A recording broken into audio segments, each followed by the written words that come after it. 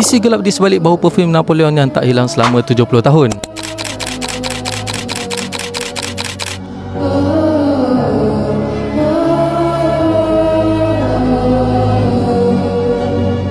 Kita selalu ingat kisah cinta Napoleon dengan Josephine ni sweet habis. Tapi sebenarnya diorang selalu gaduh besar pasal satu benda ni, bau badan. Napoleon ni sebenarnya jenis yang pembersih gila. Sebulan dia boleh habiskan 60 botol minyak wangi stress sebab nakkan bau yang fresh. Tapi bini dia Josephine ni pula suka pakai bau emas atau bau haiwan yang pekat. Tapi masalahnya bau ni lah yang Napoleon paling tak boleh masuk dan buat dia pening kepala. Waktu diorang bercerai, Josephine ni tinggalkan satu hadiah istimewa untuk Napoleon. Dia simbah pati minyak wangi yang Napoleon benci tu dekat dinding bilik sampai banjir. Kesannya bau tu melekat dekat dinding sampai 70 tahun. Kesian bini baru Napoleon, basuh macam mana pun bau tak nak hilang.